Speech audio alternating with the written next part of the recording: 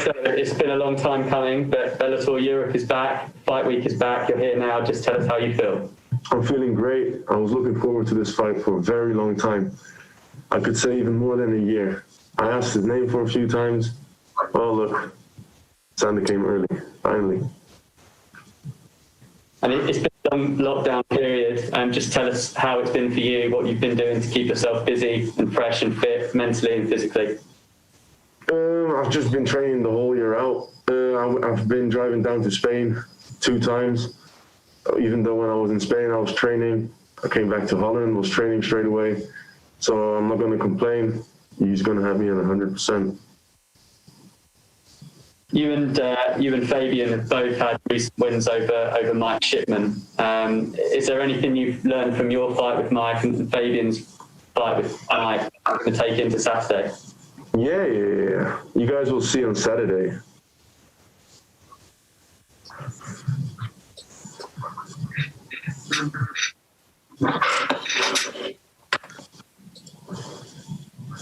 All right, we'll open it up. Santiago?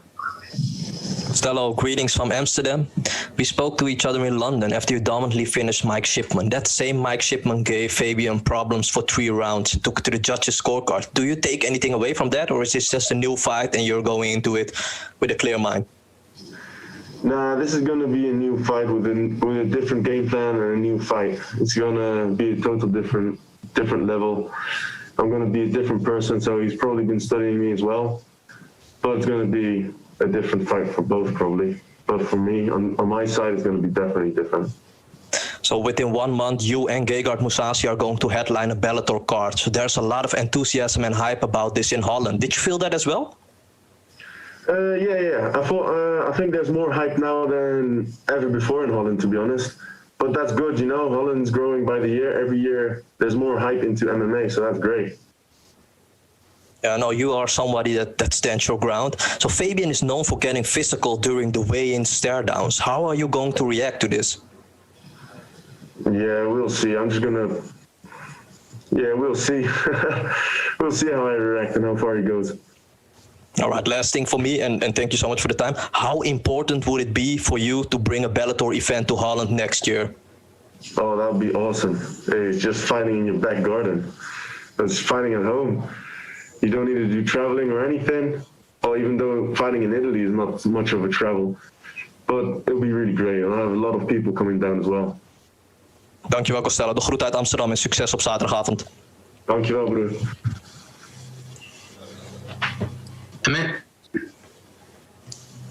Costello, thanks for your time, buddy.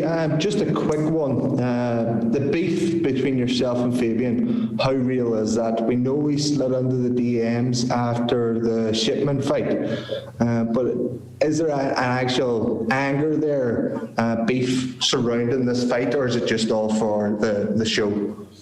Nah, I think from my part, there is a beef. Like, he's the one I wanted to fight for a long time because of his attitude. He's got a very cocky, stupid attitude, and I believe his part is probably fake because he does it with everybody. So, yeah, nah, it is real, but yeah, it's real. Cool. And then just if you manage to beat Fabian on Saturday night, where's the next step?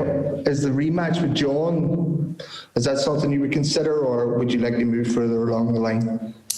No, after I beat Fabian, I'll definitely fight John Soler again. I don't know if he's up for it, but I don't mind, actually. I'll fight anybody after this fight, whenever. As long as I'm healthy, I'll just say yes to everything. Cool. Thank you very much, buddy, for the fight John Soler next, because, yeah, I don't believe we finished this fight. It was like, could have gone both ways. And if it was championship rounds, it would probably have ended differently.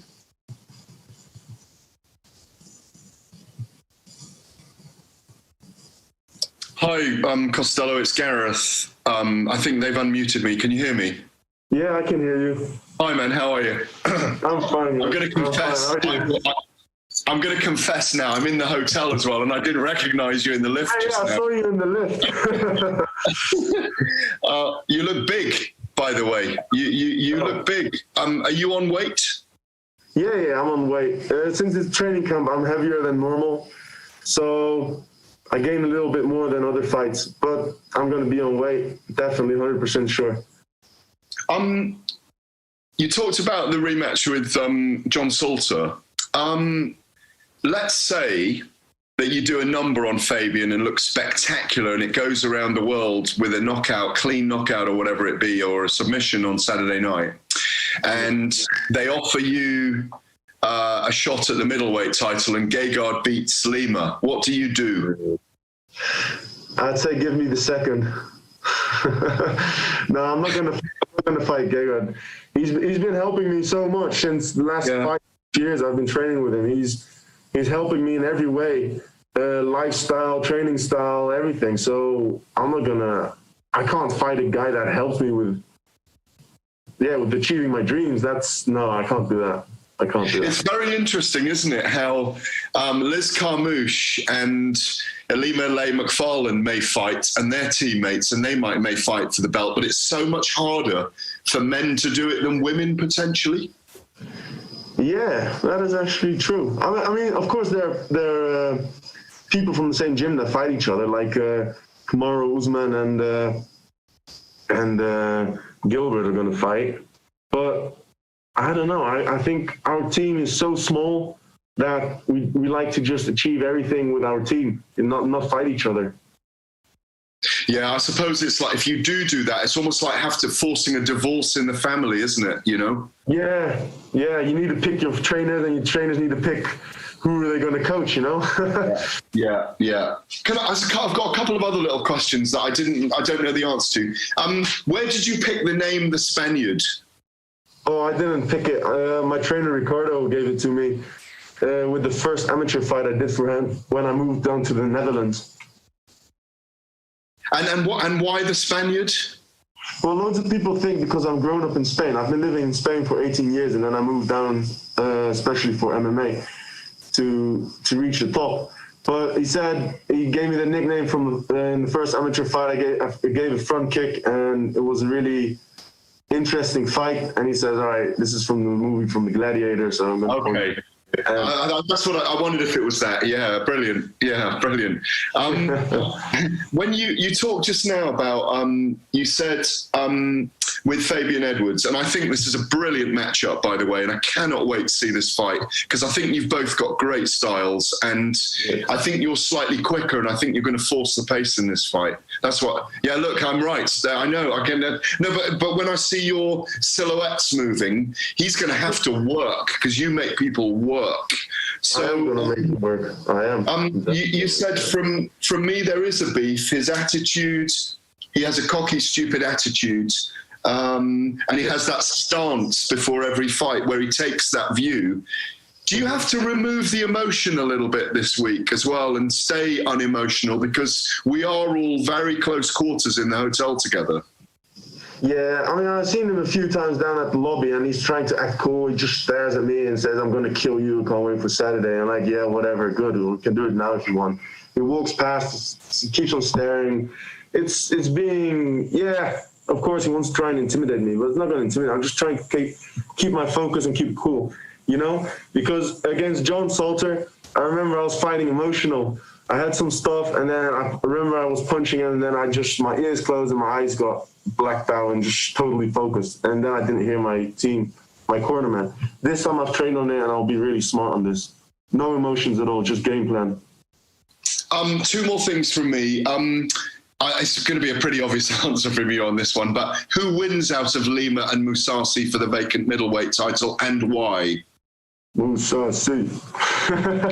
No, Gegard will win because Lima's coming up a division. You know, it's of course you can't underestimate him because he's a fucking good fighter. But Mousasi's been in the game for so long, and he's cutting weight.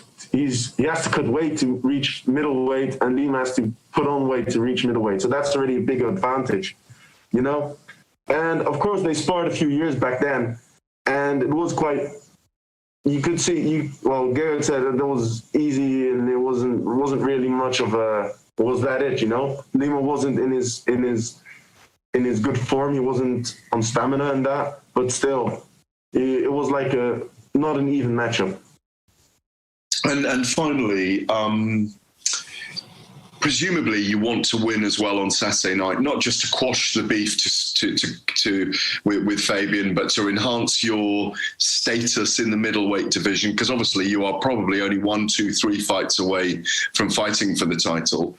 But you must want to win so that you can potentially headline a European series. I think it'll be next year now in Holland. I know this was a similar question to earlier, but that must be one of the motivating factors as well. Yeah, definitely. It motivates me a lot to fight in Holland and just headline the fight. That would be, that's a dream come true. I believe there will be so many people coming down, not even just from the Holland and Netherlands. I mean, like I said before, I was living in Spain for 18 years. And I got friends coming over a lot, flying down to Holland just as tourists, and they all say whenever you fight in Europe and there's people allowed to come in, like without the COVID stuff happening, they're all coming down and it's going to be loads of people coming watching. Final one from me, actually. You mentioned lockdown. What's the biggest single thing that you've learned about yourself in the last 6 months? Oh, getting my calm. Yeah. Being calm, being down in earth, just relax and just concentration, having good concentration. Yeah. Thanks, bud. See you later. Thank you. Thank you, man. Good speaking to you. Tudor Leonte? Hello, sir. I wanted to ask you if you could please elaborate what did it go wrong in your last fight, the one against John Salter? Johnson, what I did wrong over there, I was fighting. I was fighting with emotions that night. And what happened was we were sticking to the game plan. The first 30 seconds was great. And then after he was going to come in, I hit him with the right hand straight. And that's when I saw fear in his eyes. And exactly when I saw fear in his eyes, it gave me I don't know, I thought I had some superpowers or something. But it put my eyes on vision, it closed my ears, and I came in with a flying knee. That was a no-go against John Salter because he's a really good wrestler. Well, at the end, I did that, and I landed on my back. If you see the fights, all the times that I was landing on my back, it was because I was jumping with a flying knee or I was doing something stupid. The times that he tried to pull me down to the floor, I actually defend that. So hopefully I could have a crack at John Salter in the future again and make up to my mistakes. What are some major changes you had to make in training camp given the ongoing COVID-19 emergency? Not much of a change. I mean, at the beginning, I was going down to Spain to get some good training done because back in the Netherlands, we couldn't really train and the weather is really crappy over there. It's always raining. So when the sun was shining, we'd train outside, but we also had to be 2 meters apart from each other. So my brother and I drove back down to Spain. We were living there in the forest. It's always nice weather and people get cut. Well, we secretly meet up with friends and people that train, and we just had some training done. Then we drove back to Holland. We were training a lot in Musasi's gym and at the same places where we always train, to be honest. You obviously have studied your next opponent, but I want to ask you, what makes you believe you will be the first man to inflict a defeat to Edwards? Because of my style. I believe of my power and my will and my style. I'll be the first man to defeat this guy in a brutally bad way. Thank you very much, sir. Best of luck. Thank you very much. All right. Thank you very much, Costello. We're all done. We will let you go and be joined shortly here by Kent Coppin. All right. Thank you.